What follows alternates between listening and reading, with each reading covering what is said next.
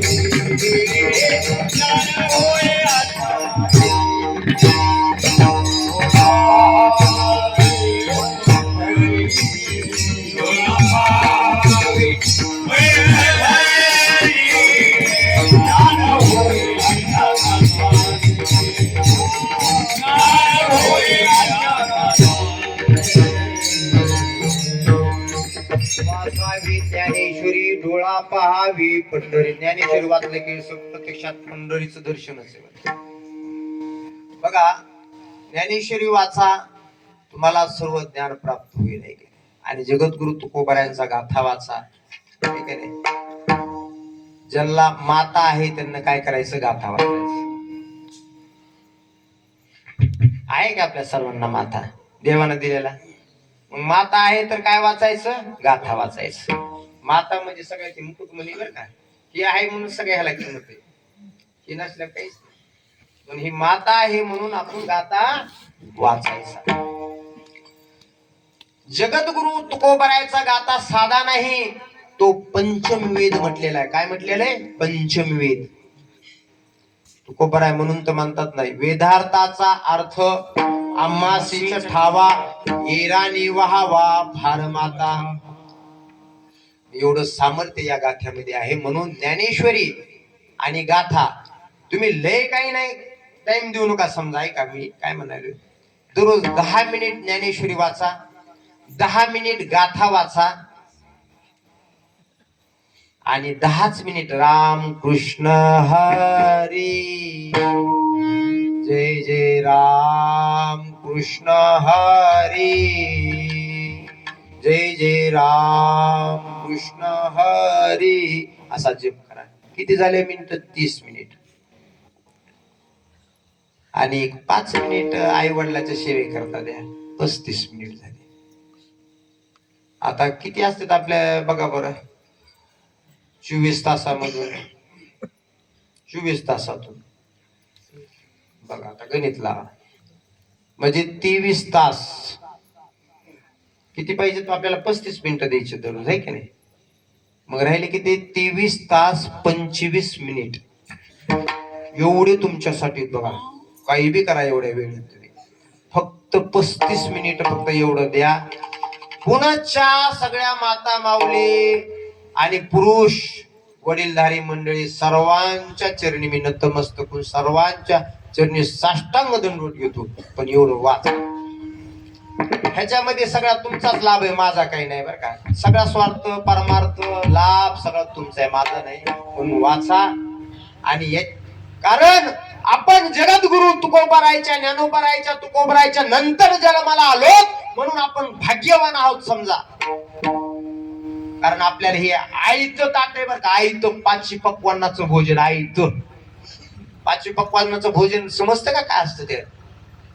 5 प्रकारचे स्वीट असतात मध्ये. एक नंबरचं जेवण असतं, एक नंबर. तसं एक नंबरचं जेवण आहे बघा, दररोजची दररोज बरं का. ज्ञानेश्वरी वाचणं आणि तुकाराम महाराजांचा गाथा वाचणं म्हणजे दररोज 5 पक्वान्नाचं सेवन केल्यासारखं आहे. विठाला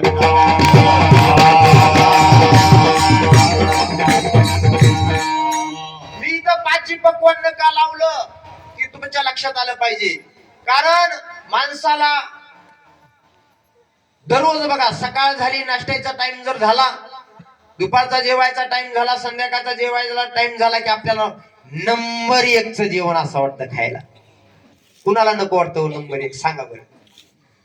का कुणाला सारखंच ठ्यासा भाकरी आहे की नाही? कुणा आपल्या भाषेत बोलायला का, मी बी या डोंगरा ह्याच्यातला डोंगरामधलाच आहे बरं का राहणारा. मी बी आता डोंगर वस्तीतलाच राहणार आहे, म्हणून मी असं तुम्हाला मोकळं बोलायला. दररोज आहे की नाही? कुणाला आवडत आहे का हो तेच चटणी, भुरकी भाकर चटणी? आता कुणी राहील नाही तसं भुरकी चटणी ठ्यासा लय खाणारे. अगर काय आता जरा थोडं प्रगती झाली पहिल्यापेक्षा, पण तरी पण 5 पक्वान्न मला तर वाटतंय आपल्या दिवाळीच्या शिवाय कधी कुणाला भेटत नसेल, असं माझं म्हणणं बघा. ज्याचं लयच अधिकार मोठा आहे, जी घडगंज श्रीमंत ती खाऊ शकते समजा, बरोबर आहे. दररोज म्हणा, महिन्याला म्हणा, बरोबर आहे. मी का म्हणाले परत 5 पक्वान महाराज तुम्ही म्हणता, महाराज तुम्ही 5 पक्वान्नाच वर्णन करायले. का वर्णन करायले? ती जेवढं आपल्याला आवडतं दररोज असं वाटतं आपल्याला, त्याच्यामध्ये जी रस आहे ती दुसऱ्या अन्नात रस लागणार. तसाच ह्याच्यामध्ये रस आहे, दररोजची दररोज नवीन. ज्ञानेश्वरी वाचा, कधी जुनं झाल्यासारखं वाटणार नाही. तुकोबारायचा गाथा वाचा दररोज, कधी जुनं झाल्यासारखं वाटणार नाही. जसं 5 पक्वान्नामध्ये तुम्हाला आवड आहे का नाही, तीच आवड त्याच्यात राहते बघा कायम. विठाला